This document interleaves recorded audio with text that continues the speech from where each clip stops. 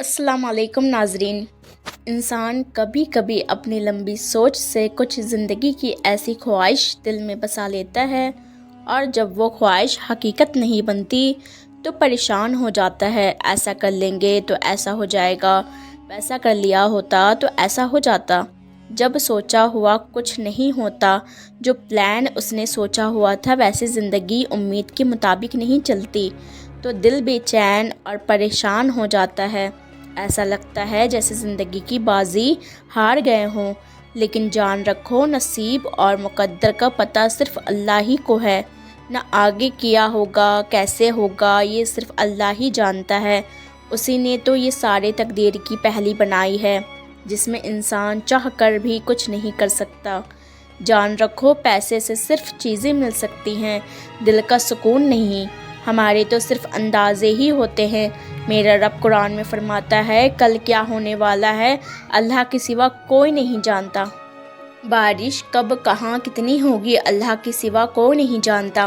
ماں کے پیٹ میں کیا بنے گا کوئی نہیں جانتا۔ قیامت کب قائم ہوگی بغیر رب کے علاوہ کوئی نہیں۔ جان رکھو اللہ کی باتیں اللہ ہی جانتا ہے، ہم نہیں سمجھ سکتے ہیں۔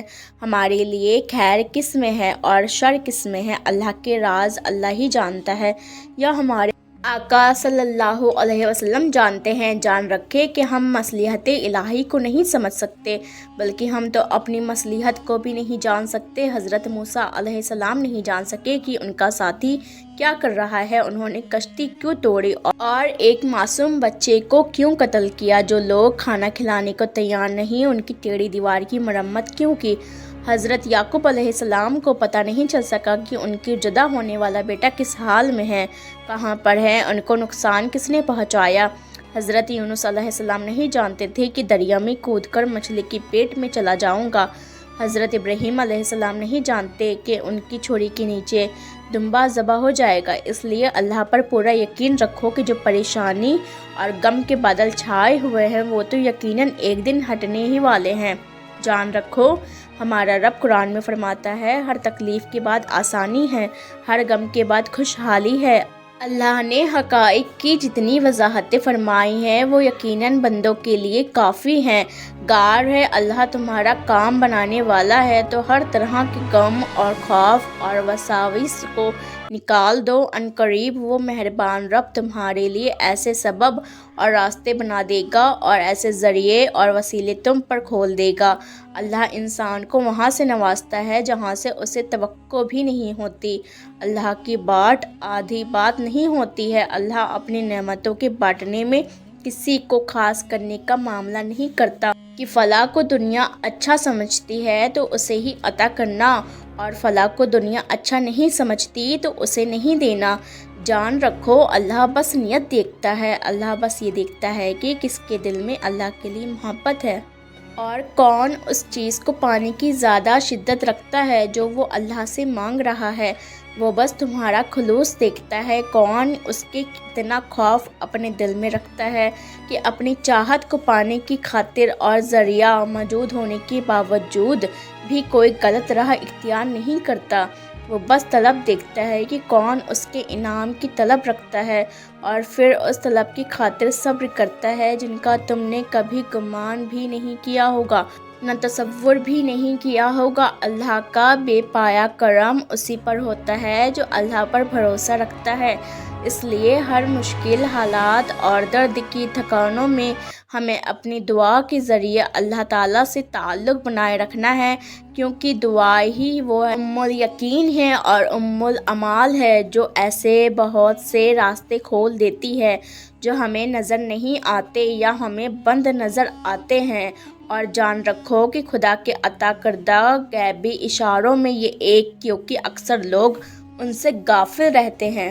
جان رکھو کہ ہر دعا کے قبول ہونے کا ایک مقرر وقت ہوتا ہے اور اس وقت تک صبر اور توکل اور دعا کرنا یہ ہماری آزمائش سمجھیں۔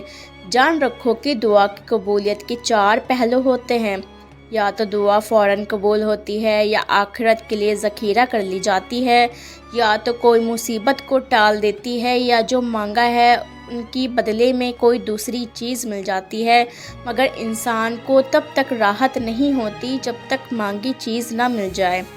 جان رکھو کہ جب دعا کی قبولیت میں دیر ہو جائے تو سمجھ لو اللہ آپ سے راضی ہو گیا ہے اور بہت جلد آپ کے لیے خوشحالی کے فیصلے کرنے والا ہے، سوائے اس کے کہ آپ نے کوئی حرام چیز نہ مانگی ہو، نہ حرام چیز کھائی ہو، کیونکہ ان لوگوں کی دعا قبول نہیں ہوتی جو حرام کھائے اور حرام مانگے۔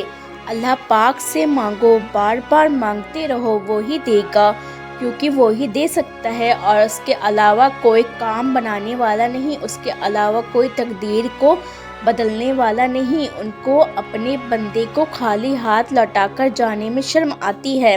وہ غیور ہے، صمد ہے، بے نیاز ہے، اگر ملنے میں دیر ہو رہی ہے تو اس میں اس کی کوئی مصلحت ہو سکتی ہے، پر یقین رکھو وہ دیتا ضرور ہے، کیونکہ وہ مالک الملک نے ہی ہمیں مانگنے کا حکم دیا ہے۔ میرا رب قرآن میں فرماتا ہے، مجھ سے مانگو میں تمہیں دوں گا۔ وہ رب جو آسمانِ دنیا پر صدا لگواتا ہے، ان سے محرومی کی کوئی گنجائش نہیں۔ جان رکھو اگر اللہ نے تمہارے دل میں کوئی خواہش ڈالی ہے، جس چیز کے لیے تم بے قرار اور غمگین رہتے ہو، جس چیز کی تڑپ تمہیں راتوں کو رلا رہی ہے، جس کے حصول کے لیے تمہارا دل ٹکڑے ٹکڑے ہو رہا ہے، لیکن اس شہنشاہ نے تمہیں دعا مانگنے کی توفیق بھی تو دی ہے، تو یقین رکھو وہ تمہارے مقدر میں بھی لکھ دے گا۔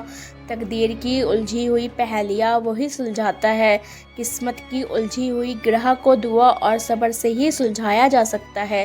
دل چھوٹا نہ کرے، مایوس نہ ہو، وہ رب عنقریب تمہاری اچھی سوچ کو حقیقت میں بدل دے گا اور تمہیں تمہاری سوچ سے بھی زیادہ نواز دے گا انشاءاللہ۔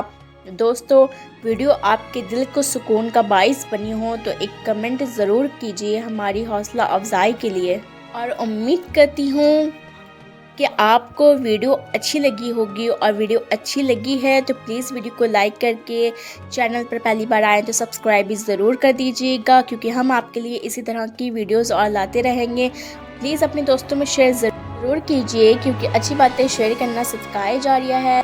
دعا ہے کہ اللہ تعالیٰ ہم سب کے گناہوں کو معاف کر دے اور ہم سب کی جائز تمناؤں اور حاجتوں کو قبول فرمائے، اور جو اس ویڈیو کو بھائی بہن دیکھ رہے ہیں، اللہ پاک ان سب کی بھی حاجتوں کو قبول فرمائے، آمین ثم آمین۔ ملتے ہیں اس طرح کی نئی ویڈیو میں، جب تک کے لیے اپنا خیال رکھیے، دعا میں یاد رکھیے اور دعا کرتے رہیے اور صبر کرتے رہیے، اللہ پر یقین رکھیں۔